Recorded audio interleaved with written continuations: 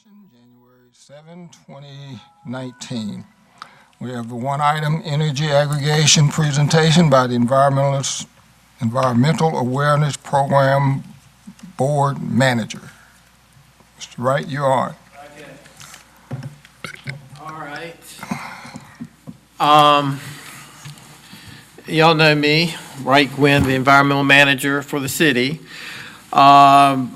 I've been thinking about this for a while, the energy aggregation program.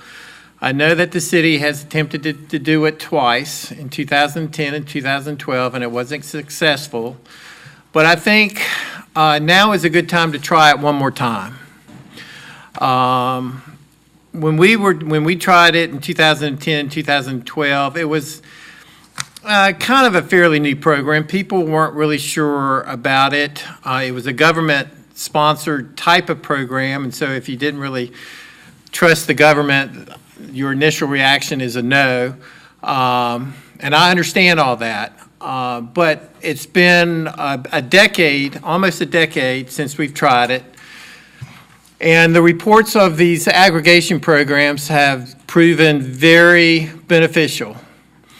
They were designed to lower the price of the cost of electricity and natural gas, and they have done that. And they do that by bringing all the citizens into one entity as a kind of a voting block or as one customer, and that one customer of all these people get a better rate. It's very much like our solid waste contract. When we put all our households together, we got a much better deal on solid waste collection. This is the same type of program, but it's with energy. And you have in your packet a PowerPoint presentation that I put together, and please feel free to give me a call if you have questions about it. But it shows that there have been over 300 communities in Ohio that have incorporated aggregation programs, whether it's electricity or whether it's natural gas or both. And I've also put in some case studies in that packet to show you how much they're saving 7, 8, 9, 10% for the residents. I know from the beginning some people have said that, well, you know, we've got people that are going around or you're getting stuff in the mail and stuff like that. That's true, and I get them as well. But they're very confusing, and if you're not careful and don't read the fine print, you can get locked into a contract that has variable rates, and all of a sudden you might have low rates at the beginning, but they might spring up very high as the years go on. We'll be able to write a contract with an energy broker and know exactly what we're getting. And we will know what's going to happen over the terms of the contract. So I'm asking the City Council to support this proposal. I have, in the cover letter, I have put together a timeline. It's beginning, if we're shooting right now for the May election, you have to put this on the ballot and try to get approval from the residents. And so we have put together the ordinances that would be reviewed by our attorney to make sure everything's okay, and we would turn those into the Board of Elections before February the 6th, better earlier than not, because if there's anything that the state might have a question on, we would still have time to be able to answer and correct things. But we've been working on the ordinances and we're ready to go with those. We've got the language for the ballot, that's ready to go. We just need to get approval by the council and have the council pass the ordinances. Once that's passed, then what we'll do is go ahead and get everything into the state. And then in February, as the timeline goes, I will start putting together a list of organizations that I will approach to see if they would like me to introduce the information to them so that they will know what they're voting on. I will, like I said, the packet is a PowerPoint presentation. That'll be part of it. But I would like to make sure that the people know what is in the ballot, how it works, and things like that. So when they go to the polls, they'll be very knowledgeable in what they're voting on. Like I said, it has worked. In all these communities, they have lowered their prices. And one of the things that I'm not an energy broker, but I know when we had the Great Recession, they were giving electricity away because all the businesses were going belly up and the factories weren't producing. And so they were generating all this electricity and they didn't have a demand, so the price went down. Right now, the economy is really beginning to boom. And if that's the case, there's going to be more and more demand for either natural gas or electricity. And if we can get a contract to hold these prices down, then I think the residents will benefit greatly from it. Now, this program would be an opt-out, where people would automatically be included, but there would be periods of time when people can say, no, I don't want to be a part of it. And that's very important. So we would make it very clear when they would be, everybody would be sent information. They could turn in to say, check off, no, I do not want to, drop it in the mail, and they're good to go. Okay? And then if they do want to be a part of it, then they don't have to do a thing. They'll just be automatically included. So if you have any questions about that, we're hoping that you could take up the legislation in your January the 22nd meeting, on 21st.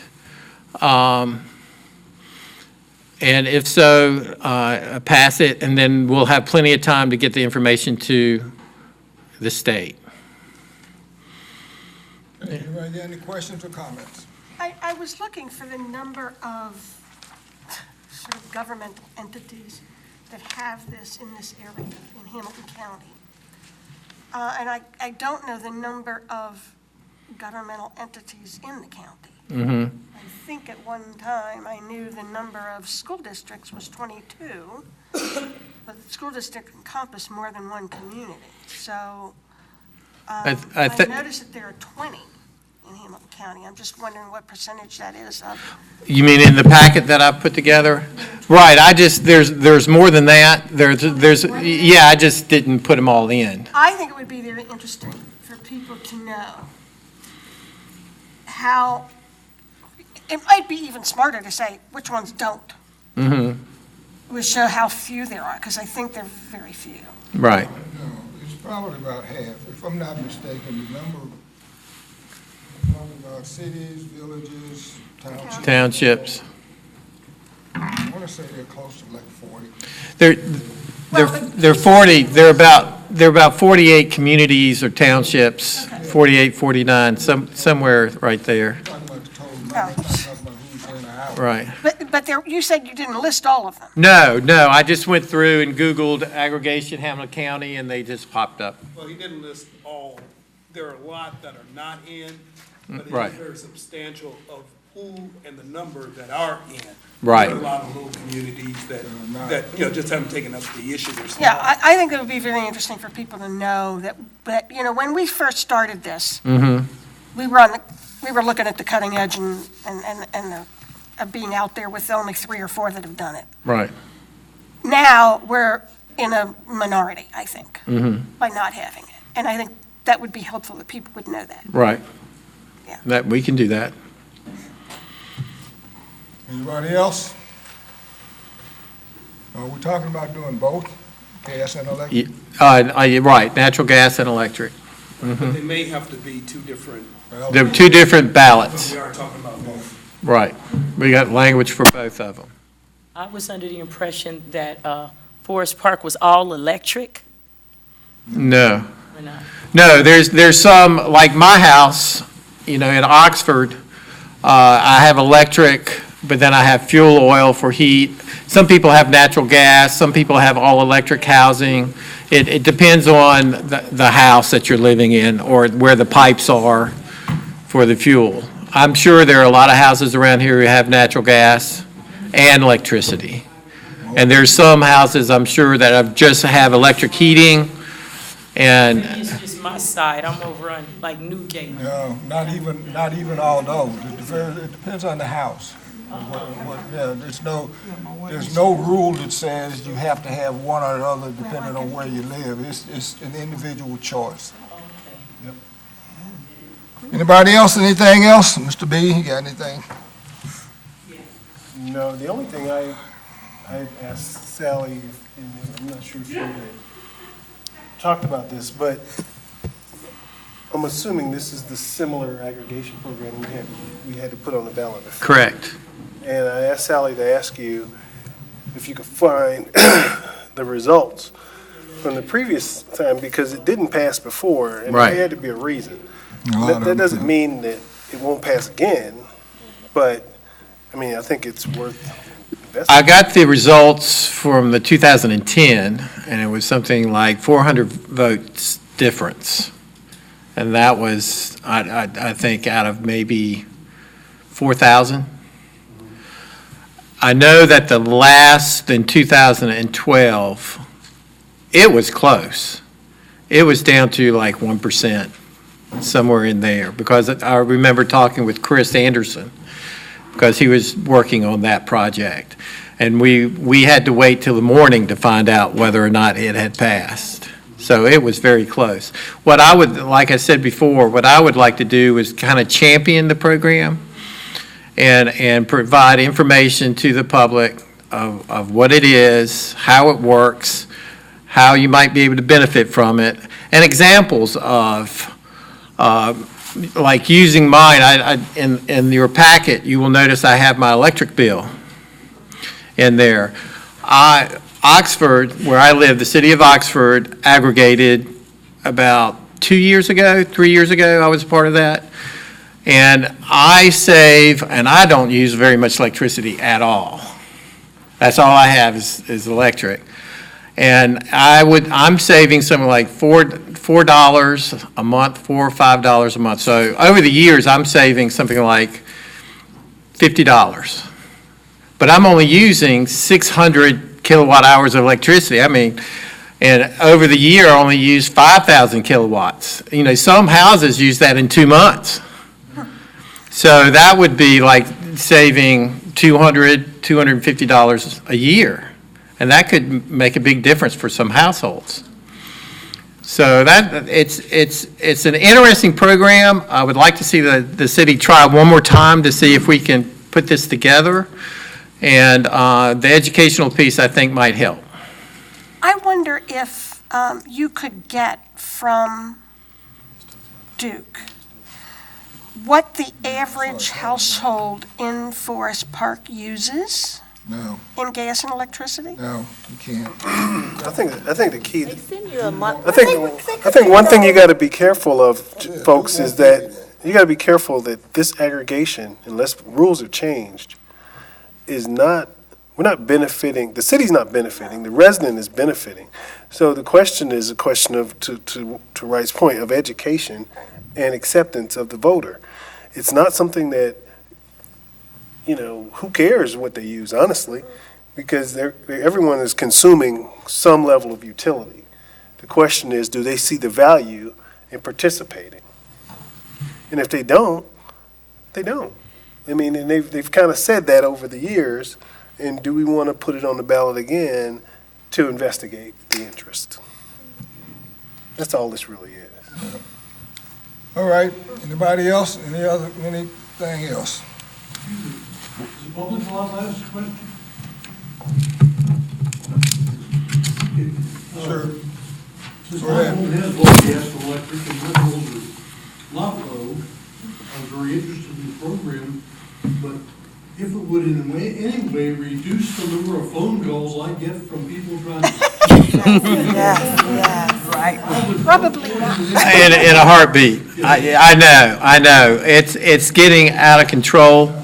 And I don't know if this would fix it, but I know that people would know that the city of Forest Park would have aggregated. And so if these individual contractors know that, whether they decide to try to, I don't know. But you can keep your fingers crossed. Mr. Hodges? Well, I was just gonna say, that that's a small point, but it may be one small selling point. Somebody. Right, because it won't stop them, but you already know you're not going to campaign in a community that already has, say, a year agreement or a 3-year agreement or whatever. You're not going to spend a whole lot of money campaigning until it gets, close to the time you can get some money back. So it's a good point, and I tend to agree that some people might favor it just because you would be under a contract. Something to keep in mind. Oh, one last point I was going to Sure. mention too. So you can appreciate some of the history. One of the difficulties we had before is the city can't spend money on the campaign itself. So Right. what's important is to get a group out there and get them to drive it. And before, we took too much of a neutral stance, which we have to. But that's a neutral stance without having a group out there that is actually driving. So with the environmental area, you do have an opportunity to find somebody out there. And I say that only in reaction to us championing it. We have to be careful on that, but somebody needs to champion it. That's what we were lacking before. Okay, thank you all. If there's nothing else, we'll close the work session. Call to order, City of Forest Park, council meeting number 1327, January 7th, 2019. Let us stand for the pledge, please. Pledge allegiance to the flag of the United States of America and to the republic for which it stands, one nation, under God, indivisible, with liberty and justice for all. Thank you. Clerk, call the roll, please. Burns. Here. Collins. Here. Herbie. Here. Holt. Here. Johnson. Here. Moore. Here. Nuss. Let the record show that all council members are present. Item number 2 is minutes. You've received the minutes from the last meeting. Are there any additions or corrections to the minutes? Hearing none, the minutes will stand approved as presented. Item number 3 is presentations. We have no presentations on the evening. Item number 4 is communications from the public. This is the time for citizens to comment on matters before council or to ask questions of concern to them. When recognized, please come forward to the podium, give your name and address, and then state your comment or questions. Council meetings are tape recorded for ease of transcriptions. Comments are limited to 5 minutes. Is there anyone from the public who would like to address the body? Seeing no one, we go to item number 5, reports of standing committees. First of those reports, Councilwoman Collins, Law Committee. Mr. Mayor, I do not have a report from the Law Committee at this time. However, I am available to answer questions. Any questions for Councilwoman Collins? Hearing none, Councilwoman Collins, for the work session of the 14th, we have one item on the agenda. Law Committee, liquor license request, Speedway LLC. Do you have any to add? No, I do not. Thank you. Next committee report is Human Resources Committee, Councilwoman Holt. I do not have a human resource report, but I would like to wish all of the citizens of Forest Park and the council a happy new year. That would conclude it. Any questions for Councilwoman Holt? Hearing none, Councilwoman Holt, I have no items on the agenda for you for the work session on the 14th. Do you have anything to add? No, I do not, thank you. Next report, Public Improvement and Facilities Committee, Councilwoman Moore. Thank you, Mr. Mayor. I do not have a report at this time. Any questions for Councilwoman Moore? I do, Councilwoman Moore, I have one item on the agenda for you for the work session. That's rights of way, fees, and adjustments. Do you have anything else to add? yes, I just want to let the public know that the City of Forest Park youth baseball and softball registrations have begun, and the deadline is February the 25th, 2019. And you can get the applications in the foyer, or you can contact our Park and Recreation Department for applications. Thank you. Thank you. Anything else for any questions for Councilwoman Moore? Hearing none, next item, item D, Public Safety Committee, Councilwoman Nuss. I don't have any report at this time. Just want to also wish our residents a happy new year and hope that the holidays were good to them. Thank you. Councilwoman Nuss, I have one item on the agenda for you for the work session on the 14th, and that is the Hamilton County Police mutual aid agreement. Do you have any to add? I do not. Thank you. Next report, item E, Ways and Means Committee, Councilwoman Herbie. Yes, I wanted to give you an update on the Environmental Awareness Program's tree removal program. The registration periods ended with 56 houses registering. The assessments would continue through mid-January, and then tree removal would begin after that. And also, the attic insulation and air sealing, 5 more homes had their attics insulated. In 2018, 43 homes had their attics insulated and air sealed. And this evening, when Mr. Gwyn was here, he said that the program essentially began in about 2012, and nearly 300 homes have had some type of energy upgrade through this energy efficiency program. That would conclude my report. Any questions for Councilwoman Herbie? Hearing none, Councilwoman Herbie, I have no items on the agenda for you for the work session. Do you have any to add? No. Next committee report is Community Development. Mr. Barnes? Thank you, Mr. Mayor. I just want to wish everyone a Happy New Year. I don't have a specific report this evening, but I also would like to express our support, or my support, for Officer Dale Wood from the Coleraine Police Department. As most people may know, he was involved in an incident over the weekend and is still in the hospital as of last night. And I'm sure our police and fire have probably done something on behalf of the city. But when we have individuals such as the Officer Wood experiencing a situation like this, we always want to express our concern and support for the family. Thank you. Thank you. Mr. Barnes, any questions for Mr. Barnes? Mr. Barnes, I have one item on the agenda. That's the small cell legislation. Do you have anything to add? I do not have anything. Next committee report. Would the energy aggregation be on the work session for action at the next council meeting? No, not necessarily, not unless somebody gives it to us. I to would put on suggest there. that we probably No, have we to put can't. that We'll on. put it on there if he gives it to us. I don't want to put it on there in Okay. advance. All right. The energy aggregation for discussion on the work sessions. Mr. Hodges doesn't need to be. We would anticipate having information for you at that time. So we could certainly, one, put it on, and two, we're recognizing you actually need more information or opportunity to discuss it.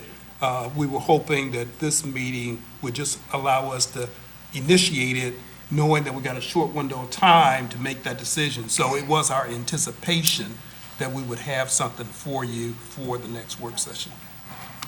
And additionally, Mr. Gwyn has already had that discussion with the clerk of council, so they've worked out just how that's going to be done. Next committee report is intergovernmental relations and communications. I have no report. I'll answer any questions if there are any, and I have no items on the agenda for the next meeting. Item number 6 is the mayor's report. Again, I would just add my comments to wishing everybody a nice, hopefully the new year will be a better one than the last one. And secondly, in addition to the comments by Mr. Burns, I concur. And I would also note that there was also another incident involving a state trooper with a crash over in Batavia, but I think he has since been released from the hospital. That would end my report. I'd answer any questions if there are any.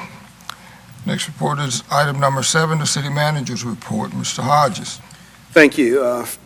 We're off to a real good start for 2019, so we're optimistic as we get started here.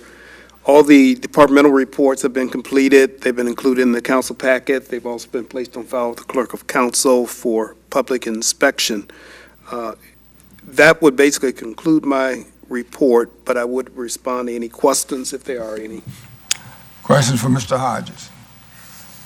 Hearing none, thank you, sir. We'll go to item number 8, other reports. First of those being the law director, Mr. Wyckoff. Thank you, Mr. Mayor, and Happy New Year to everybody. I think I must have gone to a law committee meeting without knowing. Sounds like Ms. Collins and I have the same cold. Last meeting, we had some citizens speak about the small cell issues going on, and coincidentally, at the same time, Dave Busking's been working with our consulting law firm, Ice Miller, on some small cell facilities in our right-of-way code section. I will be meeting with Dave tomorrow, trying to finalize these for presentation to council, and I think that'll be a piece of major legislation coming up for you to vote on.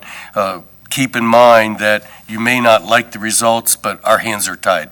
The FCC and the state of Ohio are basically taking away most of the authority local communities have to interfere with the introduction of these small cells, particularly when we talk about having access to all citizens, the new 5G that's coming on. But Ice Miller believes it could be 5 years before Forest Park's affected by this. They're hitting major cities first. So that's the end of my report, unless there are any questions. Any questions for law director? I believe, Mr. Wyckoff, you had sent out a letter regarding that, related to that issue. Yes, I sent out a letter to Right, Mr. Hodges, right. just giving a brief summary of the FCC's attitude towards this issue. Right. And I've had conversations with Mr. Bisking, and he had shared with me some of the information that I'm sure he's going to share with you and the rest of the council. The one thing that, the most important thing to note, I guess, is keep in mind you're dealing with companies who are dealing with making money, who are dealing with how they advertise. While 5G, as Mr. Wyckoff said, is down the road, there are companies that are advertising it as if though it already exists and it's already out there, and that is not the case in spite of what people might be saying about how it's currently affecting them. Can't be currently affecting them because nobody has it. Nobody's doing it. But the companies who are putting it out there obviously are trying to get, jump the gun and tell people, hey, here's something new that we got. You might as well buy it now. But that ain't the case. Mr. Wyckoff. As an example, I love to kid my wife about this. Several Christmases ago, she thought she'd give me a treat and buy me a 4K TV. There's hardly any 4K available on broadcast television. Exactly. Okay, thank you, sir. Next report is Clerk of Council, Mrs. Dirksen. Thank you, Mr. Mayor. I'd like to report that ordinance numbers 31-2018 through 33-2018 and resolution number 41-2018 were posted as required. And that concludes my report. Any questions for Clerk of Council? Hearing none, thank you. Next item is new business. Item 9, we have no new business listed. Does anyone have any new business to add? Seeing no one, at this juncture, if there's no other business before the council, is there any other business to come before the council? Hearing none, council meeting is adjourned.